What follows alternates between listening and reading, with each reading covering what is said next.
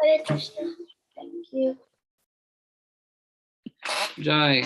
Thank you so much, Devika and Dishika, for wonderful Kirtan. I could see Her Grace Imaneshwar Mataji also joined. So before handing it over to Mataji, I'll thank each and every one of you for joining on time or early, and for hearing one another nectarian class on Chaitanya Leela. And today's topic being Chaitanya Mahaprabhu's instructions to Rupa Goswami. So yeah. So thank you so much again, and I would request all the devotees to encourage others from your dham to join join soon. This is a class that should not be missed. So yeah, please do encourage others to join as well. Yamunesh Mataji, if you're there, I'll hand it over to you. Hare Krishna Mataji, thank you so much. Hare Krishna Prabhu, thank you so much for coordinating the session today, and such a beautiful Kirtan by Dishika and Devika. Hari Bol, Jai. Very nice. And we welcome all the devotees for the Chaitanya Charitamrita class today. See, anything about the Lord is always wonderful, and especially hearing the pastimes of the Lord removes so many unwanted things in our heart, and it also gives us great pleasure, hearing his pastimes. And the Lord is all auspicious.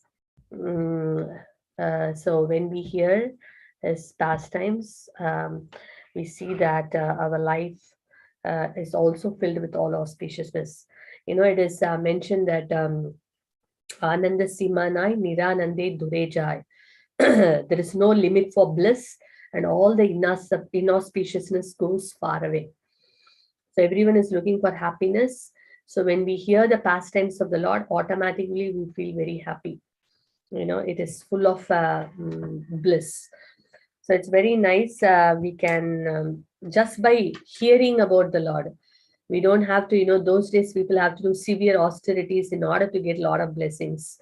Go to the forest and do, a lot of different, kinds of yogas, and then perform different yajnas, and then do different kind of asanas. And so many different, austerities and penances, which were so difficult in order to get some blessings of the Lord. But even though they were getting some blessings, they could not actually capture the heart of the Lord.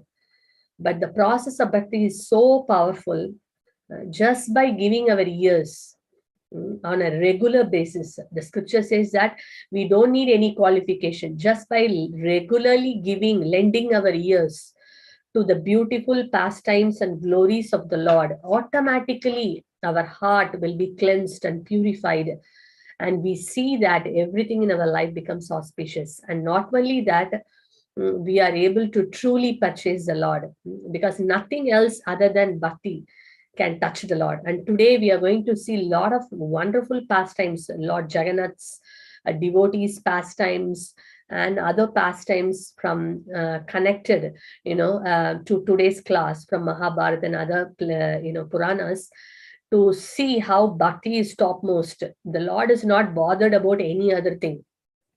He's not bothered whether we are born in a high family. He's not bothered whether we are from aristocratic background. He's not bothered whether we can do severe austerities. He's not bothered whether we are very well versed in all Vedic literatures, Vedic scriptures. Nothing bothers him. What actually really touches the Lord is the bhakti in the heart. So nothing else the Lord gives, interest. So if you want to attract the attention of the Lord, nothing else can attract him. Only this bhakti can attract him. And we have wonderful stories from our scriptures, which are, which emphasize this point. And today, CC class, we will be touching on that point. So it will be very, very wonderful, very uplifting. So before that, we will offer our prayers before we begin the class. Let me share the screen for the pastimes which we are going to discuss today. Prabhu, can you make me host, please?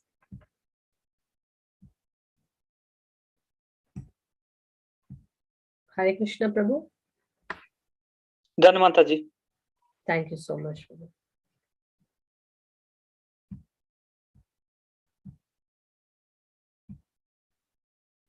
Okay, so Jaya Jaya Sri Chaitanya Jaya Nityananda Jaya Advaita Chandra Jaya Gaura Bhakta Vrinda Jaya Jaya Sri Chaitanya Jaya Nityananda Jaya Advaita Chandra Jaya Gaura Bhakta Vrinda Jaya Jaya Sri Chaitanya Jaya Nityananda Jaya Advaita Chandra Jaya Gaura Bhakta Vrinda Sri Chaitanya Charitamrita ki jai, Srila Prabhupada ki jai. So reading from Sri Chaitanya Charitamrita, Madhya Leela, chapter 19, text 40. Ganga Yamuna Prayaga Narile Dubaite Prabhu Dubaila Krishna Preme Ravanyate Ganga Yamuna Prayaga Narile Dubaite Prabhu Dubaila Krishna Premera Vanyate.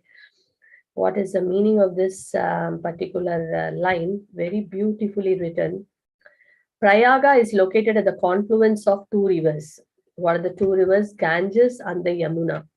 Although these rivers were not able to flood Prayaga with water, Sri Chaitanya Mahaprabhu inundated the whole area with waves of ecstatic love for Krishna.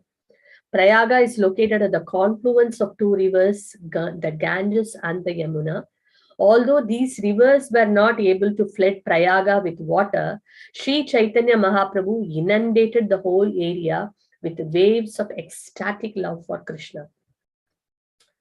Om Ajnana Timirandasya Jnananjana Shalakya Chakshurvam Militamena Tasmai Shri Gurave Namaha Mukam Karoti Vachalam Pangum Langayate Girim Et Kripatamaham Vande Shri Gurum Denatarinam Paramananda Madhavam Shri Chaitanya Ishwaram Namo Vishnupadaya Krishna Prestaya Bhutale Srimate Bhakti Vedanta Swami Nitanamine Namaste Saraswate Deve Gauravani Pracharine Nirvishesha Shunyavadi Pashyata Deshatarine Jai Shri Krishna Chaitanya Prabhu Nityananda Shri Advaita Gadadhara Shiva Sati Gaura Bhakta Vrinda Hare Krishna Krishna Krishna Hare Hare Hare Rama Rama Rama Hare Hare. Shri Chaitanya Charitamrita ki jai, Srila Prabhupada ki jai. The Prayaga is located at the confluence of two rivers, the Ganges and the Yamuna. Although these rivers were not able to flood Prayag with water, Sri Chaitanya Mahaprabhu inundated the whole area with the waves of ecstatic love for Krishna. So nice. So, so let's see.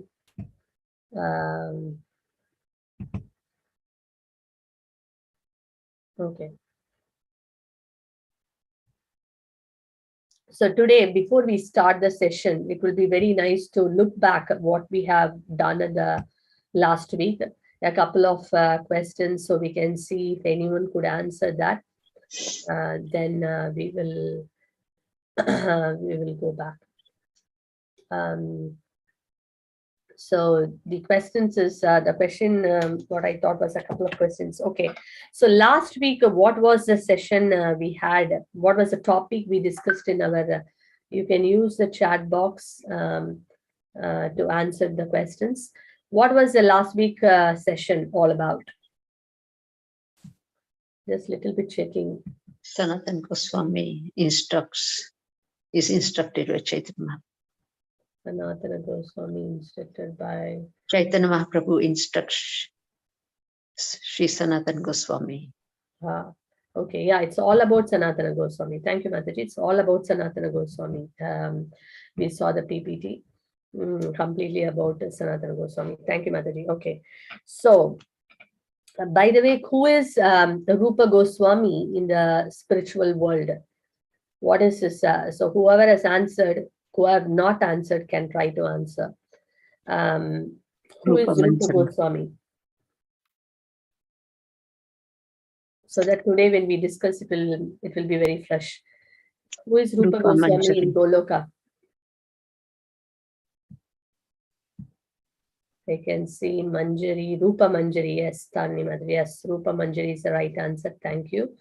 And who is Sanatana Goswami? There are two names mentioned in the scriptures for the Manjari names. Sanatana Goswamis in Goloka. Okay. Lavanga Manjari, yes, Rati Manjari. Both are correct. Yeah. Okay, brilliant. Yes, Nihar Prabhu said brother of Rupa Goswami, Sanatana Goswami. Yes, Prabhu. Very correct. Okay, so then where did Rupa Goswami meet Lord Chaitanya Mahaprabhu? What is the place where Mahaprabhu, Srila Rupa Goswami met Lord Chaitanya? What is the name of the place? Prayaga. Yes, Prayaga. Beautiful, beautiful. Okay. At Prayag, in fact, in one of our earlier classes, little tough question maybe. There is a separate place. Oh yeah, brilliant. Already before saying Shanti Priya Mataji's answer, Dasaswa Meda Ghat. That is the exact place where Rupa Goswami was instructed by Lord Chaitanya Mahaprabhu. And whatever instructions Rupa Goswami Mahaprabhu gave to Rupa Goswami, it formed the basis of an important book written by Rupa Goswami. What was a very important book written by Rupa Goswami where all these instructions are covered? What was the name of the book? Nectar of Devotion. Bhakti Rasamrita Sindhu. Yes, Bhakti Rasamrita Sindhu, Nectar of Devotion. But he also wrote Nectar of Instruction and various other books. So that mainly forms Nectar of Devotion. Yeah, brilliant. So thank you so much. So let's get into today's one. Very, very beautiful this thing. So basically we were discussing, it is the 19th chapter of Madhya Leela. And the title itself is Lord Chaitanya instructs Srila Rupa Goswami. We have still not come to the instructions.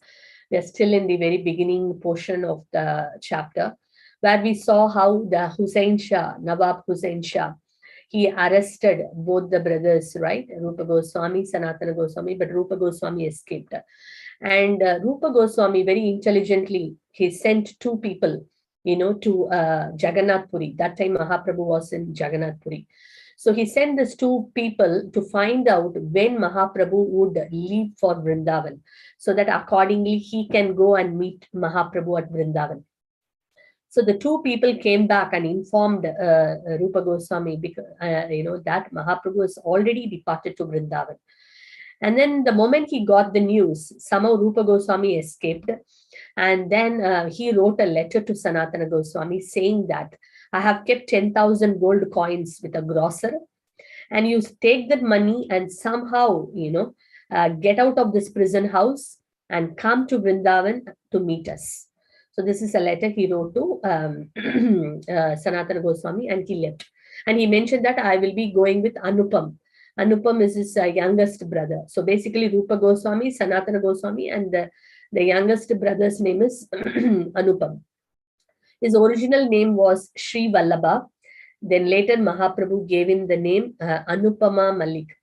So, and he was a very great devotee. So these two brothers, Rupa Goswami and Anupam, they both reached Prayag. And as you know, it is a confluence of these two great rivers, Ganga and Yamuna, and many, many people, pilgrims come to this holy place. Actually, it is Saraswati also, but Saraswati is not visible now. It is like Triveni Sangama, they called it, that the three rivers, the confluence of three rivers. So then when they reached Prayaga, they were so pleased to hear that Mahaprabhu is also at Prayag. So they were so happy. They thought they would meet Mahaprabhu at Vrindavan, but when they came to Prayag, they came to know the Lord is also there at Prayag. And then what happened was, Lord Chaitanya Mahaprabhu, he visited a very famous Bindu Madhava temple, which was at Prayag. And when he went to see the Bindu Madhava, deity, so that time thousands of people, when they saw Mahaprabhu's beauty and his ecstatic emotions, they followed Mahaprabhu. So thousands of people were following Mahaprabhu. In fact, some were dancing, some were chanting, some were laughing, some were crying, some were rolling on the ground, and they were, kind of, in ecstasy, shouting out, Krishna, Krishna, so people were all maddened with love seeing Mahaprabhu. So in that way, they were all, doing wonderful kirtan, and they were going on. So that time, this is the verse comes after, this point, that when all these people were in ecstasy, rolling on the ground, calling out Krishna, Krishna. So that time Krishnadas Kaviraj Goswami mentions that Prayaga, basically it should be filled with waters of Yamuna and Ganga. But, very nicely, Kaviraj Goswami is mentioning, Prayaga is not flooded with Ganga and Yamuna, but it is flooded with the Mahaprabhu flooded Prayaga with the waves of ecstatic love for Krishna. So everywhere you turn around, people were completely inundated with a love for Krishna, Krishna Prema. So such was the, mood of Mahaprabhu, and that mood, it was contagious, and just being near to Mahaprabhu, everyone was feeling that ecstasy. And then what happened was, the two brothers, Rupa Goswami and Anupam, they both saw Sri Chaitanya Mahaprabhu, but the place was so crowded as thousands of people were there. So they hesitated to go near, and they stood up, in a very secluded place, and they were watching, observing Mahaprabhu. And what was Mahaprabhu doing? He was loudly chanting and dancing and calling out Hari, Hari, and he was making everyone chant Hari, Hari. And then Krishnadas Kaviraj Goswami mentions it is very difficult to describe the pastimes that happened in Prayaga. Cannot be described. The Lord's Leela at Prayaga cannot be described. And everyone was astounded to see the Lord's greatness. So in that way, the Lord was inundating the whole Prayaga. Then later, Mahaprabhu was invited to a Brahmana's house for prasad. So that time, Srila Rupa Goswami and Anupam both went, to meet the Lord. So when they went to meet the Lord, the mood, we should see that, like when they met the Lord Chaitanya at Ramakeli, what did they do? They were holding, the straw in between the teeth, considering themselves lower than the animals. So similarly, here also, we could see that Rupa Goswami and Anupam both will hold the straw, between the teeth. And they went in front of the Lord. They fell down like a rod and offering obeisances. We say, when we write to devotees, we use the word Dandavat Pranams. What does Dandavat means? Dandavat means falling like a danda, like a stick, like a rod, and offering our obeisances. That is called Dandavat Pranams. So they were not just saying in words, but they were actually falling like a rod in front of Mahaprabhu, offering their obeisances. And then, they were overwhelmed with ecstatic emotions. They offered so many wonderful prayers, and they were falling down, standing up, just completely in ecstasy. So when Mahaprabhu saw, Rupa Goswami, he was so pleased. And then he went, to near Mahaprabhu, to Rupa Goswami, and he said, "My dear Rupa, stand up, and then, come near me." And then the Lord very happily, said that, what can I say about Krishna's mercy? The Krishna's mercy is so great that he has delivered you two brothers. He was mentioning to Rupa and Rupa Goswami and Anupam that he has delivered you from this well of material enjoyment. And then Mahaprabhu said one very powerful point, because Rupa Goswami always felt that he's very, very, he's not fit to associate, not fit to, receive the mercy of Mahaprabhu, because they were serving in the Nawab Hussain Shah's government. So they were considering themselves, because the Nawab was a meat eater and killing so many innocent cows and animals. So they felt that because we supported and we worked under the Nawab, that means we are also part of that slaughtering and, heinous activities. So they consider themselves untouchable. So that was their mood, very humble mood. So Mahaprabhu uses word that a devotee from a dog eater's family is greater than, a jnani or a scholar in a non-devotee, in a devotee, non-devotee family. That means the point he's mentioning is that even a devotee from, doesn't matter which background, whether it's a dog eater family or whichever lower abominable family, but if someone is a devotee, then that position is greater than someone could be a great scholar. But what is the use if you don't have, bhakti? So Mahaprabhu, then he quoted from this, Hari Bhakti will Lord Krishna, as Lord Krishna himself mentioning in the Hari Bhakti Vilas, there is a quote. In that it is mentioned that Name Bhakta Chaturvedi Mad Bhakta Swapacha Priyaha Tasmai Deyam Tato Grahyam Sacha Pujya Yatahi Agam. Very beautiful verse. He says that even though a person is learned in the Vedic literature, he's not accepted as my devotee if he's not pure in devotional service. But even if a person is born in a dog eater's family, he is dear to me if he is a pure devotee. Indeed, all respect should be given to him, and whatever he offers should be accepted. Such devotees are as worshipable as I am. So just imagine the position what Krishna gives to a person who is a devotee. And pure devotee means what? We call everyone as a devotee. That's very great. We should offer respect to all the devotees. But who is a pure devotee? A pure devotee is worshipable even by Krishna himself. And who is a pure devotee? A pure devotee is someone who does every activity, everything just for the pleasure of Krishna, to make Krishna happy. He's not doing anything because it will make me happy. Generally in this world, including us, we do certain things to make us happy. Some people, they want to do material activities to become happy. But even in spiritual things, sometimes we may do things just because it makes me happy. But it is better than, not doing anything. But pure devotees' position is completely different. They do everything for the pleasure of Krishna, not for their pleasure.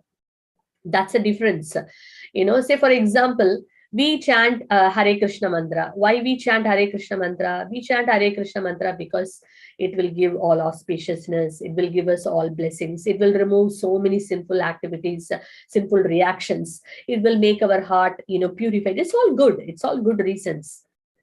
But it is not the best reasons. It is not the pure reason. The pure reason of chanting, the pure devotees chant not because of these reasons. Why they chant? They chant because Krishna's name is so sweet. And if I chant Krishna's name, Krishna will become very happy. The acharyas will become very happy. So their mood is completely different. They are not thinking, oh, what good welfare, what good things will happen in my life. So I am chanting. So we are in one sense, do things for our pleasure, basically. For example, we do an arati, we do a puja. Why we do? Because it will give me good. It will make my family happy. It will bestow all auspiciousness. So everything I only. It will make me happy, my family happy.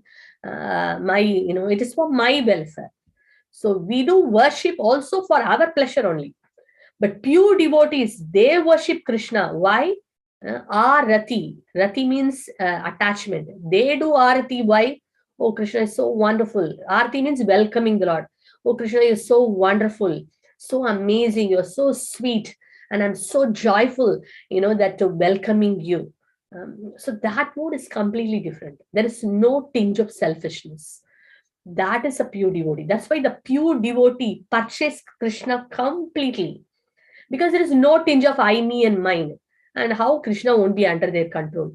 Krishna even reciprocates to a person who has all motives. What to speak about a person who has no motives except to give him pleasure?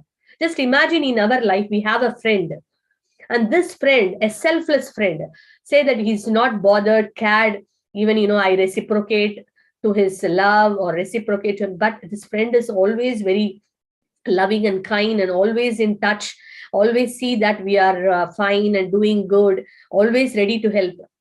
We don't we feel touched by that kind of a gesture? We definitely feel touched by that person, right? If an ordinary relationship in this material world, if someone shows little selfless love, we feel very touched. What to speak about Krishna? When someone gives himself completely and does every single activity only for his happiness, Krishna is completely purchased. So that's why Krishna is ready to give Lakshmi. Krishna is ready to shower all wealth. Krishna is ready to shower knowledge. Krishna is ready to give beauty. Krishna is ready to give all opulences. But Krishna is not ready to give himself. That is very rare. He will only give. That's why bhakti very easily we can't get. Because if someone is getting bhakti, means Krishna is giving himself. Because Krishna giving himself means he's ready to become anything in the hands of that person. So that is why it's not easy to get that pure devotion. Mixed devotion is easy, but pure devotion is very rare to get. But Krishna says that person doesn't matter which family background he comes from or what he does. External things doesn't matter. But, if he has that pure devotion, then Krishna says he should be worshipped by everyone. He should be respected and anything he offers should be accepted. And he is as worshipable as I am.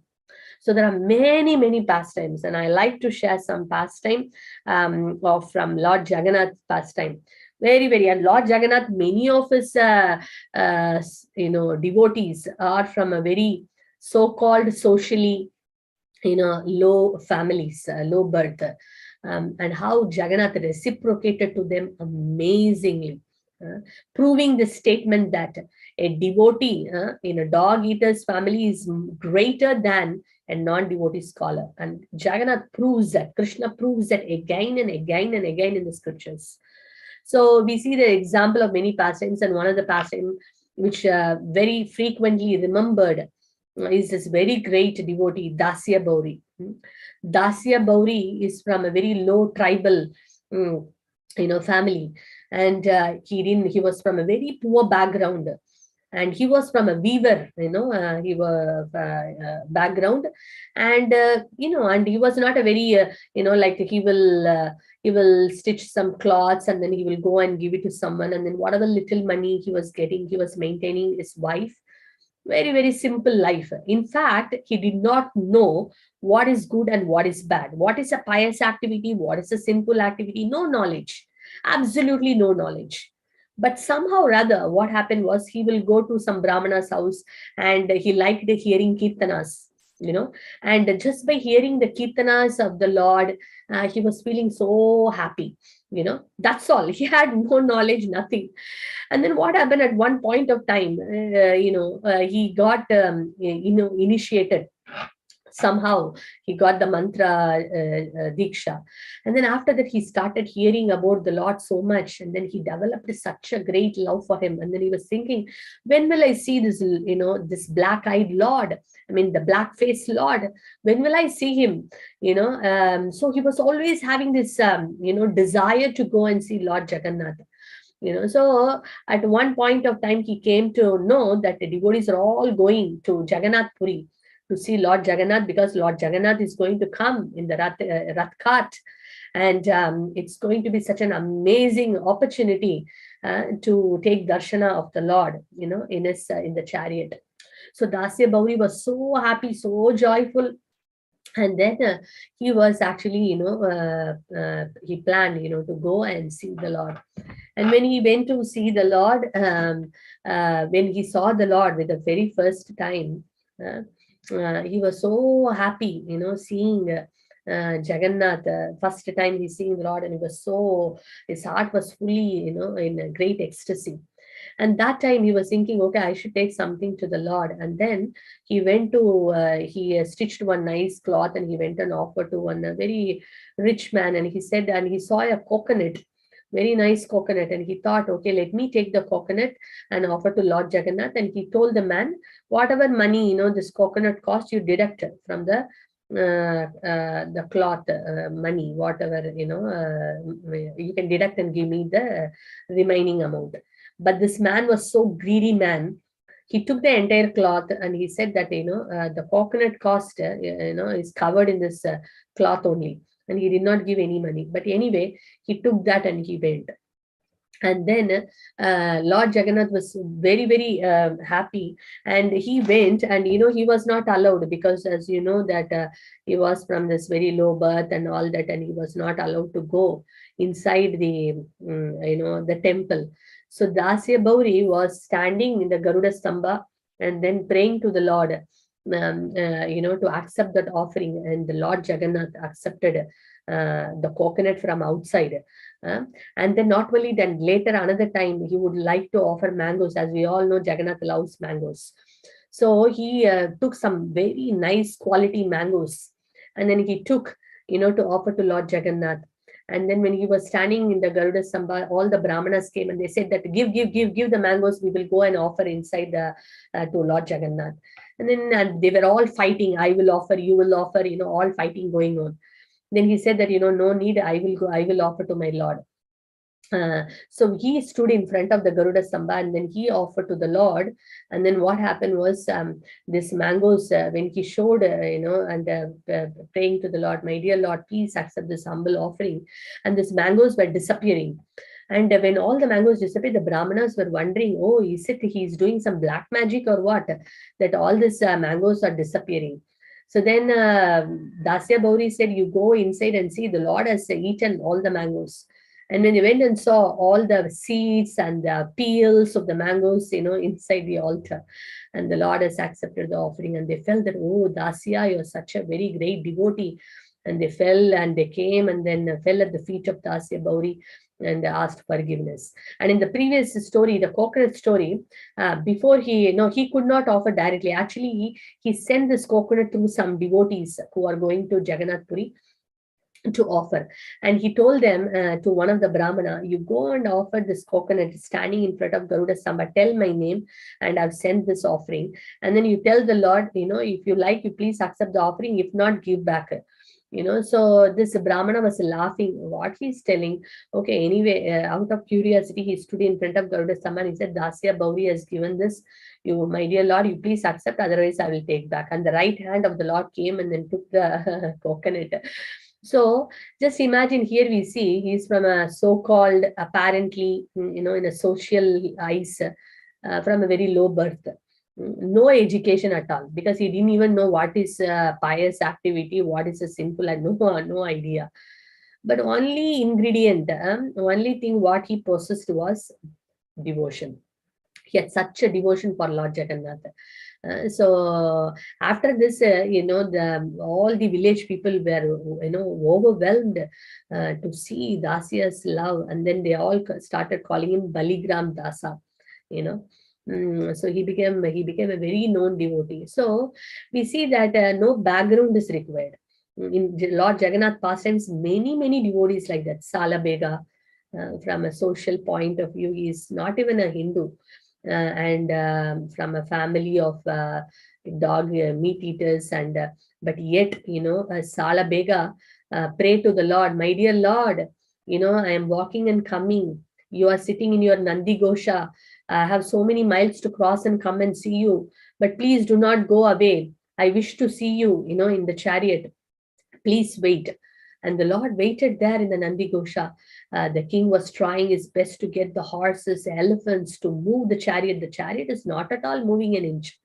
Only when Salabega came and glorified the Lord, and then stood in front seeing Salabega, then only the Lord moved. That is Lord Jagannath. And there is also a very famous story we all know Patita Pavana Jagannath. This Patita Pavana Jagannath is a beautiful Jagannath, Lord Jagannath, in the Lion Gate, in the Simhadwara Gate. If you see in the very front, the Lord's beautiful darshan we can see. And how did the Lord came there? Inside there is Lord Jagannath, Balabhadra, Subhadra, everyone is inside. But we know that there are many people who cannot go inside because of social restrictions. So this story we see that there was one very great king was there. And this king was actually, I forgot the name, Mr. Ramachandra Dev or someone. He was a very great devotee of Lord Jagannath. And this king was serving Lord Jagannath, very nicely. So one time what happened was, because that time the country was ruled by Mughals. So even though he was king of that particular place, of Orissa, still there was, there was a representative from the Mughal side who was actually overseeing everything. And that person's name was Taki Khan. And this Taki Khan was completely against, all these scriptures and the worship. And he was just, just waiting, to, destroy, the faith of the people. So very different inimical mood. So this Taki Khan, so what did he do was, he was trying to, tell the king, that you have to marry my sister. If you don't marry my sister, then I'm going to, cause great problems, especially to the deities and to the temple. So he was like kind of blackmailing the king. So the king was very concerned, and he was thinking, okay, let me, fight against Taki Khan. But what happened? He got defeated. And because that they had a great strength.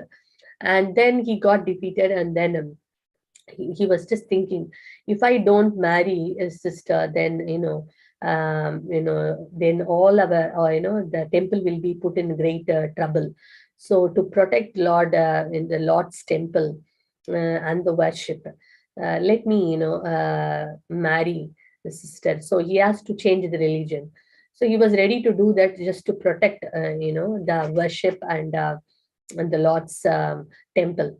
So then what happened? The sister of Taki Khan, she also came and met the king, privately. And she said, actually, my mother, is a Hindu. And then she was a great devotee of Lord Jagannath. And I am also personally, devoted to Lord Jagannath.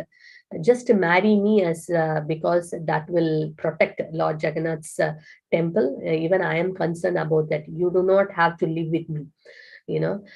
So she was a very good woman. And anyway, he got married and he has to change the religion. And everyone was surprised. All the Pandits and the Pandas, they were all surprised at how he changed. So they got so angry and upset with the king. Generally on Ekadasi Tithi, what they do is that they light a lamp on the top of the temple, so that that lamp is offered to, for the protection of the king. But when he changed the religion, they got so upset and angry that they stopped offering that lamp, and they stopped allowing him to enter the temple, do any kind of offering or prayers to the Lord. So the king got so like kind of almost fully, they abandoned the king basically. So he became very, very upset. But and the king was a very great devotee of the Lord. So the king could not take darshan of the Lord and could not do any service for the Lord. So he was in great separation. So his kingdom was little, far. His palace was little far from Jagannath Puri. But every day in the night, he would come in the horse, to Jagannath temple when everyone was asleep. And he will come and stand in front of the Lion Gate, the Simhadwara temple, and he will cry out and call to Lord Jagannath, "Oh, my dear Lord, I just did this only to save the temple. But, my dear Lord, I cannot be seeing without you. I beg you, please give your darshan. I'm missing you so much." And he was crying out from his heart. And Jagannath could not tolerate that. So Lord Jagannath came in front, all the way he left his Ratna Simhasana in the altar, and he came to the very front gate, and then he came out, to give darshan for, this king. And the king was so pleased, how merciful you are, your Patita Pavan, very, very merciful. You are the deliverer of the fallen, very, very kind. And so he was rolling on the ground, praying to the Lord, and he was so grateful for the Lord. And then next day, what happened? The Pandas, when they opened the Lord, for the Mangala Arati, when they opened the altar, they could see that, actually, generally what happens after Jagannath is put to rest, the whole temple is washed and cleaned. But they were so surprised. They could see the flowers from the altar down to all the steps to the Simhadwara temple. And when they saw open the Lord's all ornaments are like kind of here and there, and his clothes are here and there. And they were thinking, oh, we put the Lord properly to rest, and we washed the entire temple. How come all these flowers came? Who came inside? And they were kind of disturbed. Okay, they waited and they saw the next day. Next day also same story. Again, they saw that, there are flowers everywhere. The Lord's ornaments are here and there, and everything is misplaced. And this story was continuing for a few days. Then they thought the head priest was very much disturbed, and they were all fasting, and they are praying to the Lord. My dear Lord, please reveal to us what is the reason this is all happening, And then the Lord came in the dream of the Pujari, and he said, how can I take rest when my dear devotee, the king, that he is bereft of my service and darshan? So he's coming every single day in front of Simhadwara temple, and he's calling me out, crying out from his heart, and I could not sleep, I could not rest there. So I am coming every day down to show him darshan. So you please put a form of mine in front of that lion gate so that he can come and take darshan. So Lord Jagannath himself said that. Then after that, they kept this beautiful Jagannath, such a beautiful Jagannath. You can go and put in Google Patita Pavana Jagannath. Beautiful. And every day you can see darshan also. If you put a date wise, they will show darshan. And that darshan we can even get in WhatsApp also, WhatsApp video. We can see beautiful darshan of Lord Patita Pavana Jagannath. Very beautiful nose ring made of flowers. Very beautiful. So Lord Jagannath said, and then because he was the deliverer of the fallen, because the king considered himself as the most fallen, and because the Lord delivered, he's called as a Patita Pavana Jagannath. So those who cannot enter Lord Jagannath temple, they can stand outside and can take darshan of this beautiful Jagannath and offer their prayers. Such is the mercy of the Lord, that the Lord came down to see. So the Lord is not seeing how beautiful, how knowledgeable, what kind of austerities we do, high parentage, high birth, all these different things doesn't bother him. He's just seeing the heart. He's just seeing Bhava Grahi Janardana. He's observing the Bhava only. He don't want anything else. What is that Bhava? What is that mood the devotee is offering him? That is only his concern. If someone can offer him that love, doesn't matter who it is, he's ready to accept that love. So that is why the most important element in our devotional service is not just what we are offering. It is what mood we are offering. It is not the activity alone. It is the mood in which we do the activity. So that is what the heart in which we do, the love in which we perform that activity. That is what the Lord is most concerned about. So if that is missing, then I think the whole plot is missing. It is not missing because it's not a waste. We should not think, oh my God, that means it's very difficult, looks like. No. Here we have to understand the point. Devotional service, swalpam, even if it is not done with intention, even if it is not done with love, still it has great value. The point what I am trying to say is that it is never a waste. We will get a lot of blessing, but we will not get pure love for Krishna. The point I'm trying to say is pass mark we will get, everyone can get. Distinction, that is like pure love for Krishna. That we can get only by paying the price. And that price is offering our heartfelt love. So we are talking about that point. But devotional service doesn't matter, even offered with all faults, all defects, all kind of myths, still it is glorious. Still it is glorious. But the point we are talking today is about the pure devotees and the pure love for Krishna. It is all about intention, the intention in which we perform an activity. For example, an activity may be glorious. Let's take an example of, say, someone is cooking for the deities. We are making a very nice offering for the deities. We are making preparation. We are in the kitchen making a beautiful offering. Say, for an example, so it is a glorious service, basically, because we are cooking for the Lord. But just imagine, the cooking may be done in so many different moods. We may be cooking, thinking about, I have to do it perfectly and nicely, because when the offering comes, people should not think that, the Mataji is not cooking properly, or Mataji's cooking is not good. If we think that, what people will think about my cooking, then what happens? It doesn't come under, it is not going to attract. It is an offering going to the Lord, but there is no prema, basically. Krishna is missed. Again, I only is there. It is I-centered service. But when we are making an offering, I am not fit for this service, but Krishna, you're so loving that you have given me this opportunity. I really want to, I want it to come out best so that you can relish the best, So if that is a mood too, then that is considered glorious.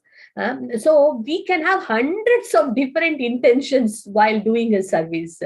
It could be our name, it could be our fame, or it could be fear of something, or it could be thinking, yes, by doing this, my whole family will be blessed.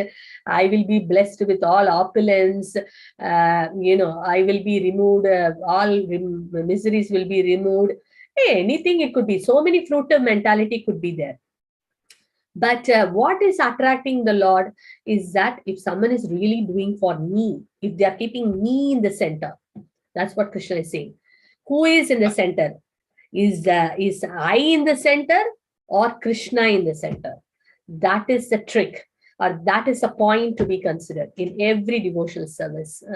That's a difficult part, isn't it? If you analyze, I am analyzing, I don't know about others, but I personally see, oh my God, it's a very great science, to see that what is coming, what is the intention every moment. It's a beautiful thing, how what Prabhupada has given. So that is what we need to be very aware of.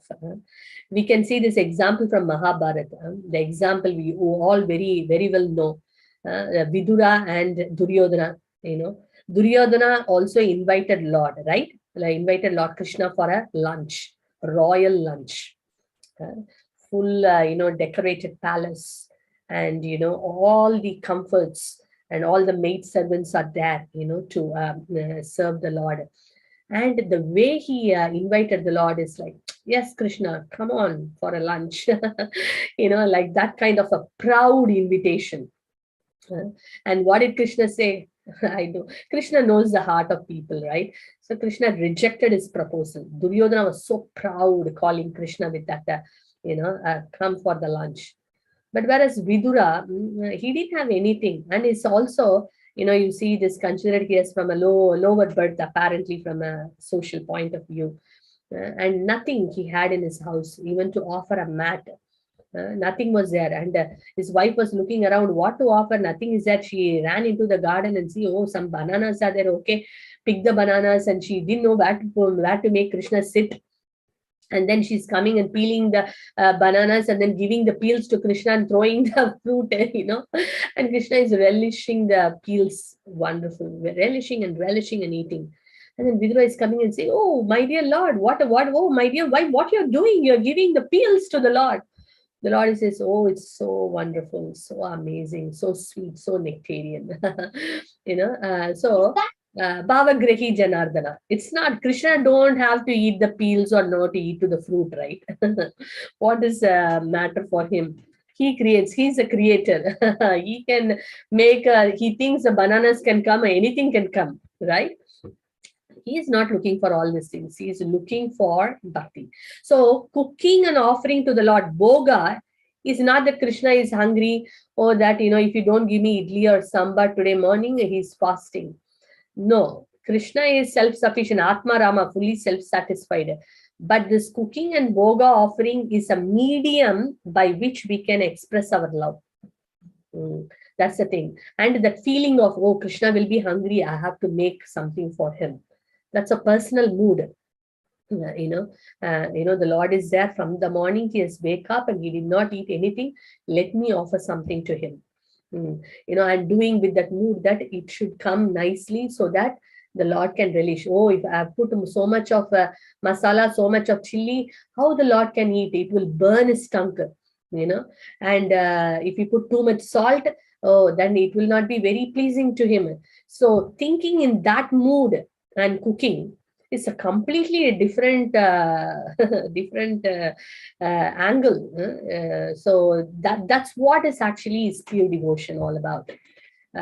Putting the Lord in the center and thinking what would make him happy, what would please him, and doing every single activity. This is just an example of even our work, our children, raising our children, looking after the house. Sometimes one may clean the house so spotlessly.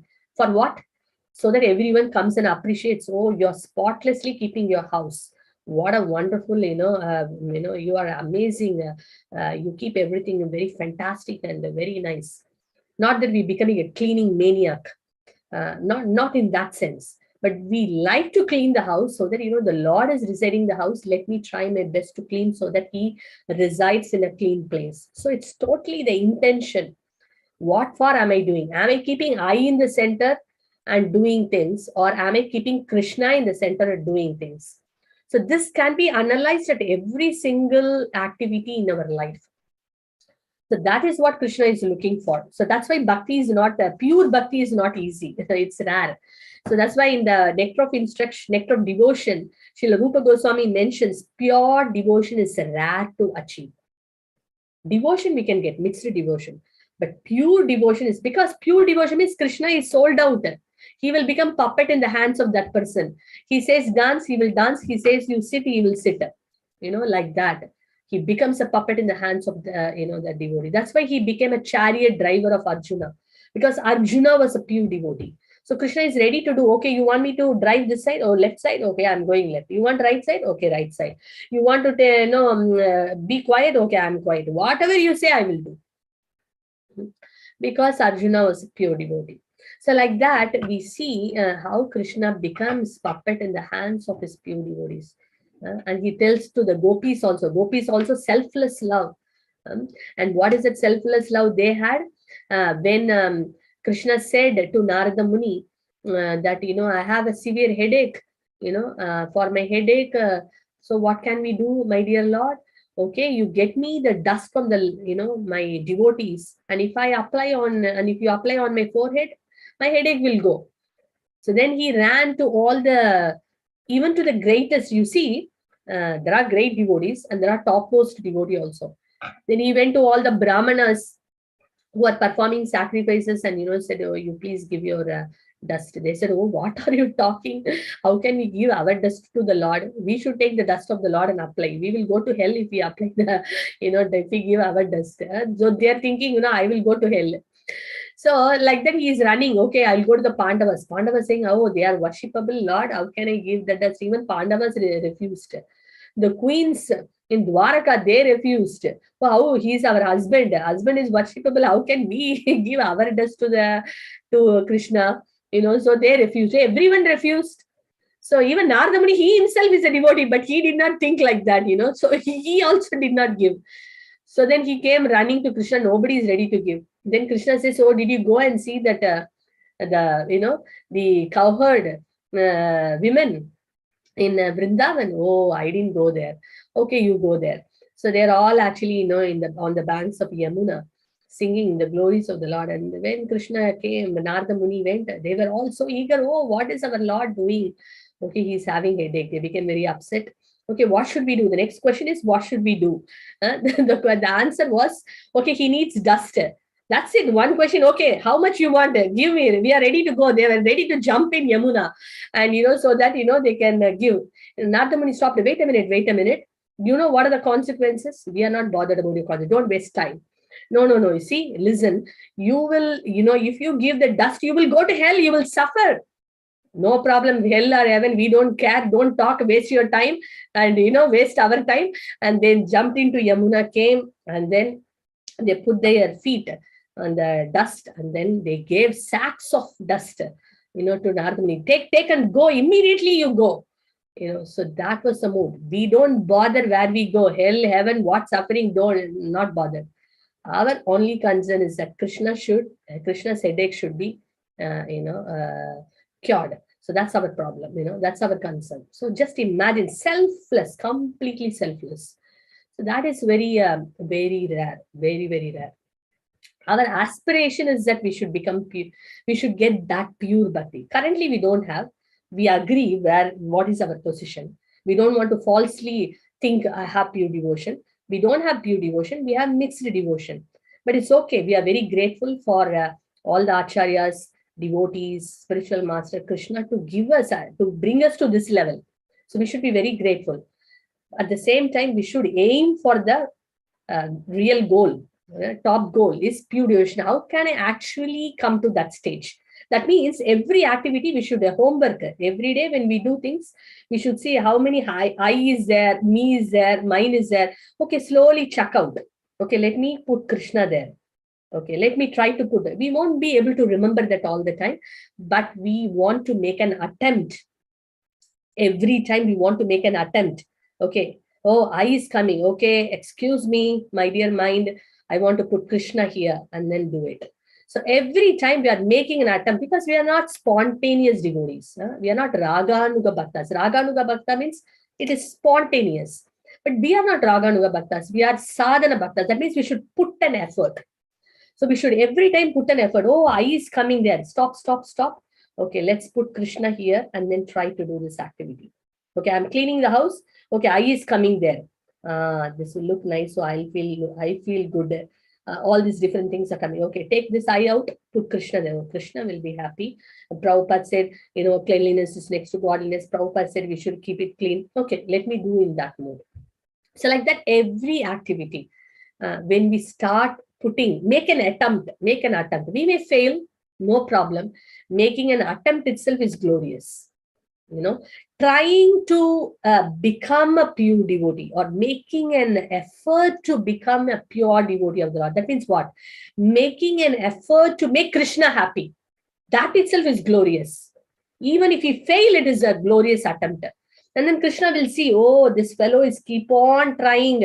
Even though he is failing several times, he is making an attempt to keep me in the center. He's attempting. Then Krishna will give all his mercy. Then we will be able to do it. By our attempt, by our own effort, we cannot do. So our attempt, our effort, and that will attract mercy of Krishna. And then we see we will become a pure devotee one day. So it is all about our effort first. It's not that the mercy of Krishna. Krishna will say how much homework we are doing. So first is our effort. So tomorrow is Ekadasi, very auspicious Varutini Ekadasi. So many glories are mentioned. It's an Ekadasi when we do chanting, remembering the Lord and give charity. And in the mood of pleasing the Lord. Even thousands of, merits, it's mentioned. Let me read that exact word. By chanting, performing devotional activity and donating, performing, charity on this auspicious day, one attains the same result derived out of observing strict penance for 1,000 years. Thousands of years, if someone is doing a lot of austerities, what blessing they would get? They get just by simply chanting and performing devotional service on this Ekadasi, Varutini Ekadasi. So it's a very wonderful day for us to meditate how I can, do my each activity in a pure consciousness. That means how can I replace I with Krishna in our activity. That can be a wonderful meditation, isn't it? Because Krishna says, I am just completely purchased. He says, a non-devotee scholar, I am not bothered. You may be Chaturvedi, Trivedi, you may know all the 4 Vedas upside down. I don't bother. I'm not bothered, but what I am bothered is devotion. So this another example in Chaitanya Charitamrita is that we know there was one, very illiterate person, who was, in the Kurma Desh, where he was actually holding the book upside down, Bhagavad Gita, and he was studying. And all the Brahmanas were mocking him, that, oh, what this guy, he don't even know how to read. He's putting the book ulta, he's reading, and they were just laughing and making fun of him. And when Lord Chaitanya Mahaprabhu came and saw him, he was having, tears of ecstasy, and he was completely touched. And he called him, and then he asked, why you're reading? And he said that my spiritual master said that I should read. And then he said that, so what make you, feel this ecstasy? Then he said that when I look at the Krishna, instructing Arjuna, as a chariot driver, how the Lord is merciful that he has taken up this very menial and humble role for his devotee. And then I could not control my tears. So that the Lord said that you have got the essence of the Bhagavad Gita. You've got the essence of the scriptures. What is the use of fully memorizing everything but not having this tinge of devotion? So that doesn't mean that we should not be reciting, memorizing the shlokas. The point is, we memorize shlokas, we learn books also, but with the mood of, understanding the real essence. Not for, oh, I know everything. Someone said to Srila Prabhupada, oh, this person knows all the 700 verses. But Prabhupada said, is he living at least 7 minutes by it? What is the use of 700 verses? You can't leave, the essence. Live by the instructions even for 7 minutes. So the point is all about fine-tuning our consciousness. So that is why all these classes, all the devotional service, all the hearing and reading should help us to fine-tune our consciousness on a day-to-day basis. So the takeaway we can see here is that how we can replace I with Krishna in every activity. We may be hearing a song, we may be hearing any activity for that matter. So maybe we can try out this and see, doesn't matter even if you fail, don't have to feel sorry, but it will be amazing. So when Mahaprabhu told all these things, and then he embraced Rupa Goswami and Anupam both, and he put his lotus feet on both of their heads. Then Rupa Goswami and Anupam, the 2 brothers became very, very touched by the mercy of the Lord, and they very humbly folded their hands and they offered a beautiful prayer. This prayer we actually say during the Bhoga offering. And what is the prayer? Namo Mahavadanyaya Krishna Prema Pradayate Krishnaya Krishna Chaitanya Namane Gauratvise Namaha. What does it mean? Namo Mahavadanyaya. Mahavadanyaya means most munificent, very magnanimous personality. Krishna Prema Pradayate. What are you doing? You are distributing pure love of God, pure love of Krishna. Widely you are distributing this pure love of Krishna. And who is this? Krishnaya Krishna Chaitanya Namne Gauratvise Namaha. You are Krishna himself, right? Appearing as Sri Krishna Chaitanya Mahaprabhu, assuming the golden color of Srimati Radharani. And we offer our respectful obeisances. So Rupa Goswami composed this, this beautiful prayer. And then Lord Chaitanya, what did he do? Very nicely in the Govinda Leela that is mentioned, this 3 world is maddened with, ignorance. And what did Mahaprabhu do? Mahaprabhu saved all these people who are maddened with ignorance. He saved them. How he saved them? He saved them from this disease condition by making them mad. They are mad with ignorance. Mahaprabhu saved them by making them mad of what? Mad with the nectar from the treasure house of love of God. He made them mad with the nectar from the treasure house of love of God, the holy name. These are the wonderful acts of Mahaprabhu. Let me take full shelter of that supreme personality of Godhead, who is Sri Krishna Chaitanya. So sweet, isn't it? So one mad, already somebody is a mad person. He also made them mad. But what did he do? He removed that ignorance and made them mad after this nectar of sweet holy name, Krishna Prema. So that way Mahaprabhu saved people from this diseased condition. So then Mahaprabhu asked Rupa Goswami, so what about your brother Sanatan? What he's doing? So then Rupa Goswami said, Sanatana is actually, in the Hussain Shah government, they have actually arrested him. So, so he was giving this update. Then Mahaprabhu said, Mahaprabhu knew already. So he's already out of this prison and he will be meeting me soon.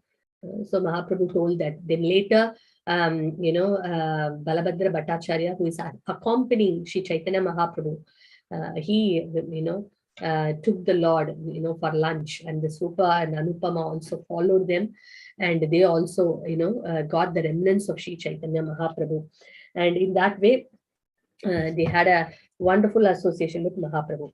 So then there is another personality, Venkata Bhatta. So when Venkata Bhatta was another great personality, when he heard that Mahaprabhu is there at Prayaga, he also came to visit Mahaprabhu. And then he came and then fell at the feet of the Lord, and the Lord embraced him. And when the Lord embraced him, and then he could see the Lord was controlling his ecstatic emotions because he was feeling shy in front of Venkata Bhatta to express it. But Venkata Bhatta could see that, this ecstasy is, coming. The ecstasy could not be contained within, and he could see that. And then Vallabha Bhatta then invited the Lord for lunch. Then when he invited the Lord for lunch, Rupa Goswami and Mahaprabhu introduced Rupa Goswami and Sanatana Goswami to Vallabha Bhatta. Here a very beautiful point we can see. Just imagine this Rupa Goswami. Rupa Goswami, when Mahaprabhu, introduced Rupa Goswami and Anupama, to this personality, Venkata Bhatta, what they did? They offered their obeisance from a distance. Then Venkata Bhatta came near to see Rupa Goswami, and Rupa Goswami ran far behind and again offered obeisances.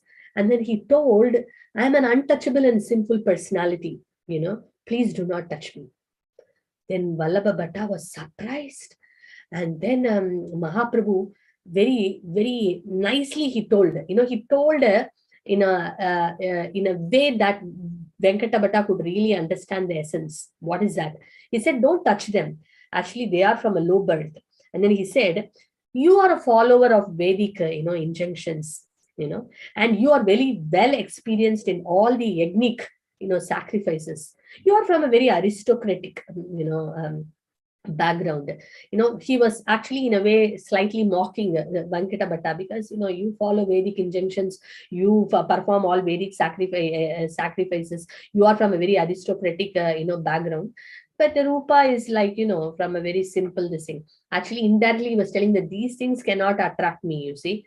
But what Rupa Goswami is having in his heart is bhakti, and his constant chanting of the holy name only attracts me. So indirectly he told, and Venkata Bhatta could understand that. And then Venkata Bhatta said, these two brothers are constantly chanting the holy name of the Lord. How come they can be untouchables? You see? And then he said that anyone who is chanting the holy name of the Lord is very, very exalted than a person, maybe born in a, Brahmana family, but still he is far, highly qualified when he is able to chant the holy name of the Lord constantly. And here, very beautifully from Hari Bhakti Sudodaya, there is a very beautiful point we have to listen here very nicely. And what is that point is that one who is purified due to bhakti, which is like a blazing fire that burns to ashes all the sinful reactions of a low birth. Although born in a family of dog eaters, is recognized by learned scholars. But although a person may be a scholar in Vedic knowledge, he's not recognized if he's an atheist. So someone may be a Vedic scholar, but he's still not convinced. He's not having the full faith in the Lord. Then it is no use. But someone may not have that complete knowledge, but if he has a faith and love for Krishna, that is considered as the topmost. And very beautifully mentioned this point. All virtues are futile without bhakti. For a person devoid of devotional service, high birth, scriptural knowledge, austerities, and all this different chanting are like ornament on a dead body that simply serve the concocted pleasures of the populace. Only the so-called population, the general populace, people may just praise, oh, you are from this background, you are having this knowledge, just to get the name, fame, and glory. But otherwise, scripture says it is just an ornament on a dead body if someone is not having devotion, but having all other things. So the essence, what we see here is that, having the bhakti, that is only is considered as the most important element, Mahaprabhu is talking about. And all the scriptures, all the pastimes, you take the devotees' names, any background or any place, the most important element what they had was bhakti, and that's what attracted the Lord. And so the important thing what we can learn from this pastimes is that we also like to develop that kind of bhakti, because that is only will satisfy our heart.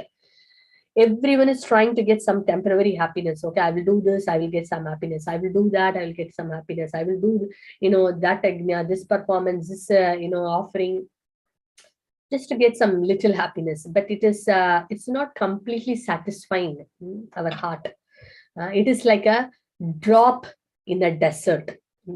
We have so much of desires, but this happiness what we are getting out of is like a drop in the desert. It's not quenching, it's not satisfying.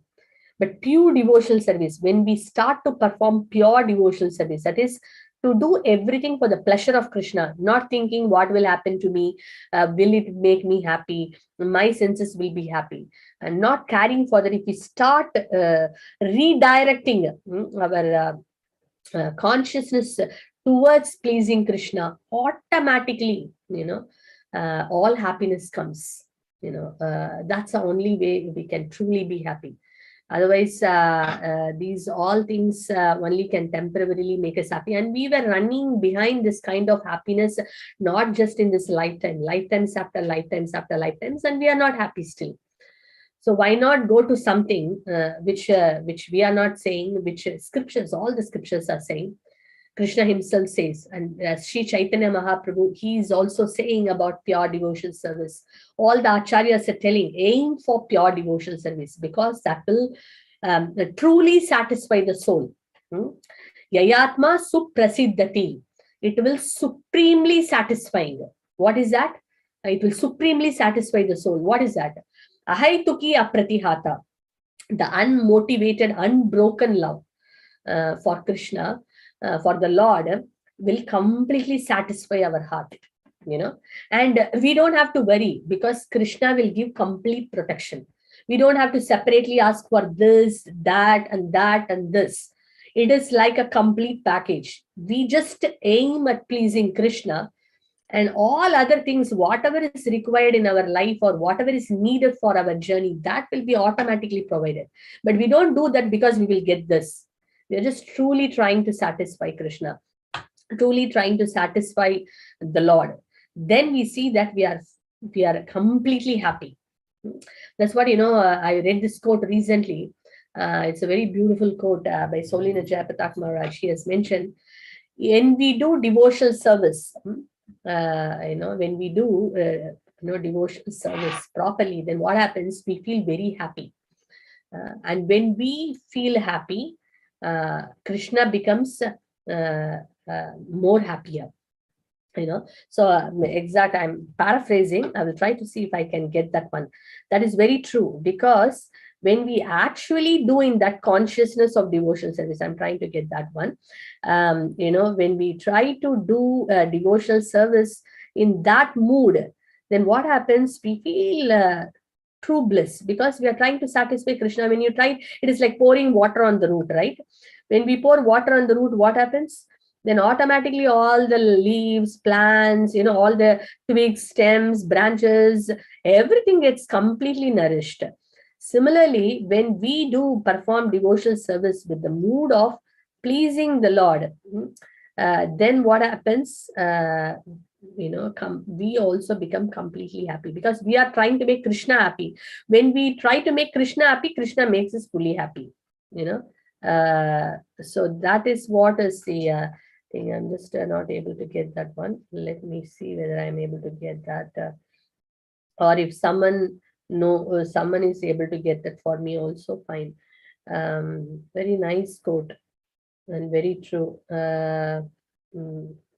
So that is the true this thing. Otherwise, all other things. Yeah, I got it. If Krishna becomes happy when you serve him, you are happy. And when he sees you are happy, he's happier. So if Krishna becomes happy when you serve him, you are happy. So we can only become happy when Krishna becomes happy in our service. And when Krishna will become happy in our service, when that service is done with the mood of pleasing him. When I is not there, me is not there, mine is not there, all selfish things are there. So then that won't make Krishna happy. When Krishna is not happy, so that's why sometimes when we do devotional service, still we are not happy. Why? Because in the devotional service, we have put all this I, me and mine. So then what happens? Even after doing devotional service, even after chanting, even after reading scriptures, sometimes we are not happy. We are thinking, oh, what is this? Why we are not happy? That is the point here it is mentioned. So that means it is not done with that spirit, proper spirit. That means it is not done with keeping Krishna in the center. We have kept I in the center. That's why even after doing devotional service, we are not happy. Because Krishna is not happy. But when we keep Krishna in the center and do a devotional activity, Krishna will become happy. Oh, finally, this person has understood. And, he's with the love, he has kept me in the center. And Krishna will be touched by that love, will be touched by the devotion. So then he will be happy. And when Krishna becomes happy, we will become happy. And when we become happy, Krishna becomes more happier, because at the end of the day, Krishna wants all of us to be happy. It is like every parent wants their children to be happy, right? No parent will think that I want to be happy. When they see their child is happy, they become very happy. Similarly, Krishna becomes happy when we become happy, because we are part and parcel. We are part and parcel of Krishna. And so Krishna wants us to be happy. Krishna wants us to be truly happy. So when we become happy, he becomes more happier. So in that way, when Krishna becomes more happy, we will also become more happy. So it's like that. It is like a chain reaction. So if we really want to become happy, the trick or the shortcut or the point to note is that we have to make Krishna happy. If we make Krishna happy, we will become happy. And how to make Krishna happy? When we are not having this selfish motives. I do this for this. It may look spiritual, but inside it is all for me. It is all for my family, my extended family, or whatever, my people, all these different things. Doesn't satisfy Krishna, because so much ulterior motives. And then that won't make Krishna happy, then we won't be happy. So the point is, if we truly want to be happy, we have to make Krishna happy. And anyway, all these lives we have tried to make ourselves happy, but we have failed miserably, and we never are truly happy. If we are happy for some time in a day, other times we are miserable. But we don't want to tell that out also. But if we touch our heart, we know that we are not happy. So it is, so here the point scripture says that we can be truly happy when we try to make Krishna happy. So that means in every endeavor, we try to keep the Lord in the center. So we can make an attempt, because we are all not spontaneous devotees. we can make an effort to try to bring Krishna every time, and then try to make for him. And we will truly feel, at least every one of us would have felt a little glimpse, of that. Sometimes at least we would have tried like that, some moments, and we would have felt very nice. So we can try to expand that consciousness throughout the day, throughout the week, throughout the year, throughout our life. So we can make an attempt. And truly Krishna will bless us. And tomorrow, Varatini Ekadasi, we can all try making this attempt. And also this announcement, Gadadhar Pandit appearance day is coming this Saturday, a very glorious day. Gadadhar Pandit is none other than Srimati Radharani herself, who appeared in Chaitanya Leela to accompany and to serve Sri Chaitanya Mahaprabhu. Many beautiful pastimes are there. Probably we may touch on some of those pastimes in our next week CC session. So please, it's a very glorious day, and also book distribution is planned on the day for the Gita Gyan program. So that devotees are going for Harinams, distributing the flyers. Srimati Radharani will become very happy, because she is also looking, let me get back all my lost children. As a mother, supreme mother, a mother wants a child back, right? If a child is lost, a mother will be so worried. So the mother wants all the children to be back. Similarly, all these lost children, we can, this Gita Gyan program is all about that, to reach out to people and to bring them back, remind them, of their connection with the Lord. So it will be very nice. We can do this glorious service on the day of the appearance day of Gadadhar Pandita, and who is none other than Srimati Radharani herself. That's a pleasing offering for her. So we can do that. And we will also have an Abhishek that day at Jagannath House. The Panchatattva are there for all your, to bless all of you. So maybe we will put it in Zoom, but don't worry about that. We can show the video later also. Focus on distributing the flyers and then reaching out to people. That's very pleasing to Gadadhar Pandit. And so that's the main announcement I thought to make. And Ekadasi, yeah. What is the other thing? Prabhu, Vivek Prabhu, is there anything or any other announcements if I have missed out? Yeah, so mainly Mataji, as you discussed regarding the flyer and Gita Gyan promotion. So far, as per current report, looks like we have approximately 100 registration across all the dhams. It is growing, but it's not growing that fast what we were expecting, because we promoted, I think, more than 20 days ago. The speed or rate of getting more registration is less. So we need to do some quick strategy to get it more and more in remaining 15 days or 20 days, whatever is the pending. So each dham is planning their best for doing the Sankirtan, but at the same time, because it's a era of digital things, everyone goes via WhatsApp and mail and Facebook. There, most of people devotee spend time on Facebook and WhatsApp. So if we promote more and more on those channels, big groups, and like wherever there is more than 100, 200 people are there. So there we can, even out of 200, even 10% gets attracted. They will simply just click the link and they will register. Yes. They will be very thankful if we do this service, because there could be many devotees who are here probably due to that Gita Gyan program, and they know the value of it, So similarly, there may be many out waiting. So it's nice we make a prayerful mood, and we can do this because Krishna will be happy. Like today we read, to keep Krishna in the center, right? Oh, we will do this so that Krishna will be happy. We do that because Gadadhar Pandit, Srimati Radharani will be happy. If we do in that spirit, we will feel very happy. And we see that there is a lot of reciprocation as well. So yeah, thank you, Prabhu. And it's a wonderful opportunity. Let's try our best. We have only a short time left out to do this. So let's all put our best efforts in the weekend. Yeah. So thank you so much. I will show Jagannath Darshan now, and I'll end the program. Okay. Very Uh, good.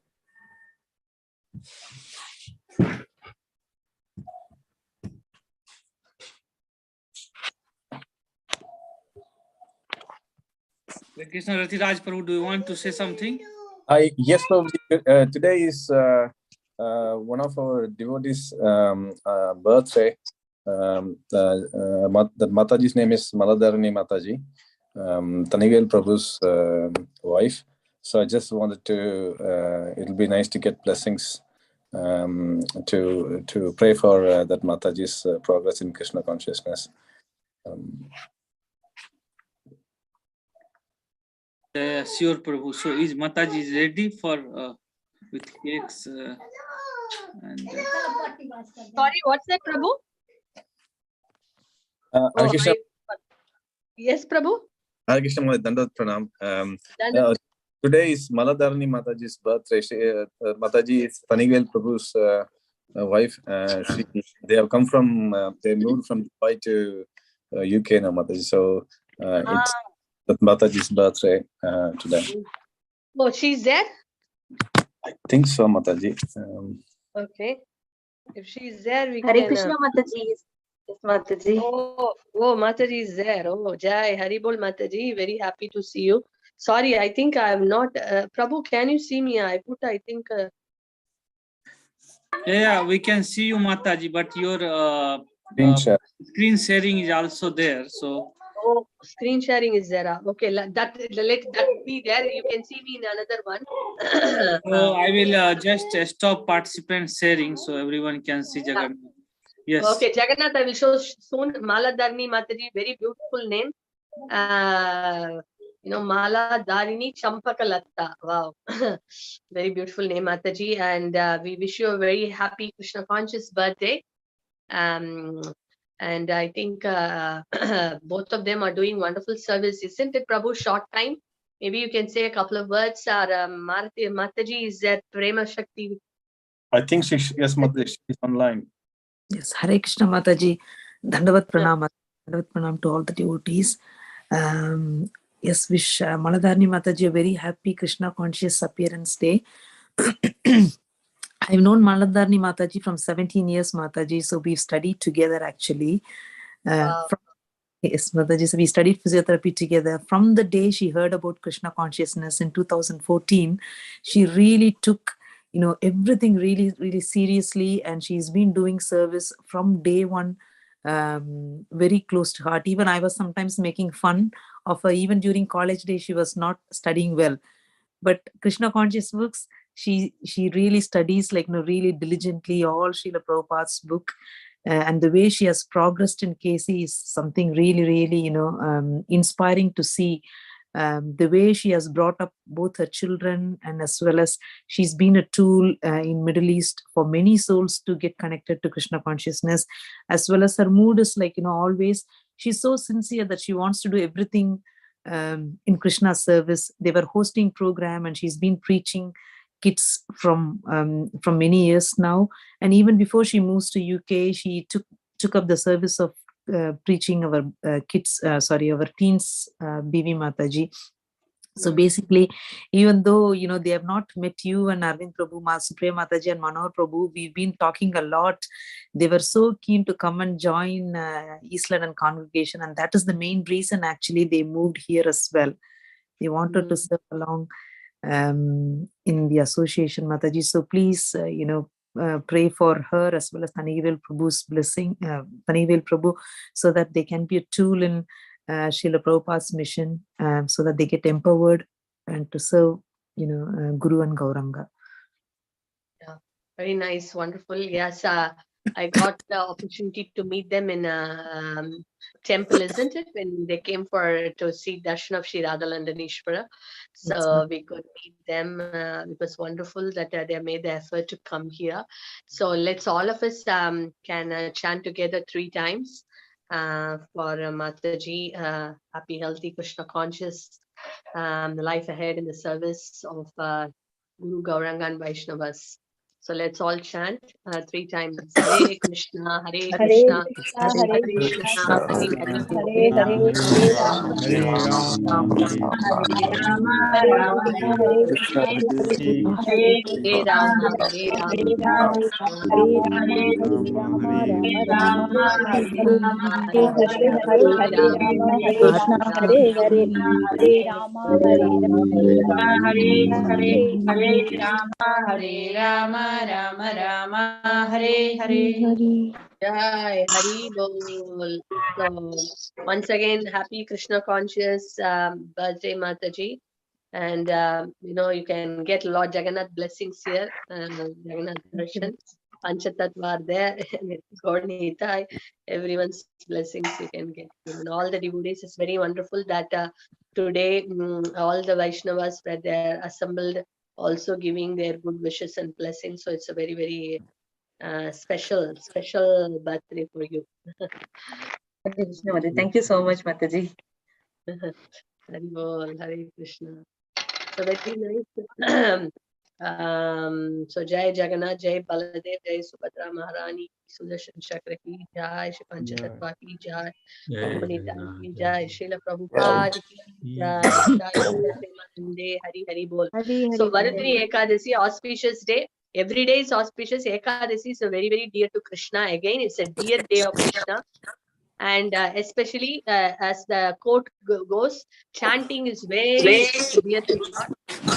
So we all can try our best to join Japa. We have the Zoom Japa to help devotees to get the support, we can feel the presence of other devotees virtually. So everyone can try to join. We are joining to give, like from tomorrow onwards, we should start it. Maybe many are trying already, but still I'm just saying, being Ekadasi, that now we will work on this very nice takeaway from today's session of how we can make Krishna happy. Okay, I will chant to make Krishna happy. I will do devotional service to make Krishna happy.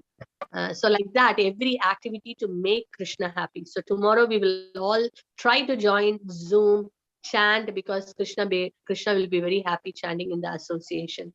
When we offer with love. So let's try for that tomorrow. And then also Saturday for the Gadadhar appearance day, Pandit appearance day. We can try to go out and, distribute flyers. Also any WhatsApp groups, whatever way you can think out of the box. See what other ways I can actually make Krishna happy by connecting to many, people. So all this we can make an effort, and next week some of you can share realization. How was this meditation? How was this making an attempt to keep Krishna and do an activity? How do you felt? So you can share after a week's time. So we will catch up next week in our CC session. Thank you so much for joining today. And we will see you next week. Thank you so much. Hari Bol. Thank you, Srila Mataji. Prabhupada ki Hari Bol. Jai. Jai Hari Jagannath. Hari Jai Bol. Jagannath, Jai Jagannath. Jai Jagannath, Jai Jai Baladev, Jagannath. Jai Jai Jagannath, Jagannath. Jai Baladev. Jai Jagannath, Jai Jai Baladev. Jai Jagannath. Baladev, Jai Subhadra. Thank you, Mataji, for the nice Thank prayer. you. Thank you. Thank you so much. Thank you, Hare Mataji. Krishna. Hare Krishna. Thank you, Mataji. Thank you, Mataji. Thank you, Mataji. Thank you, Mataji. Hare Krishna.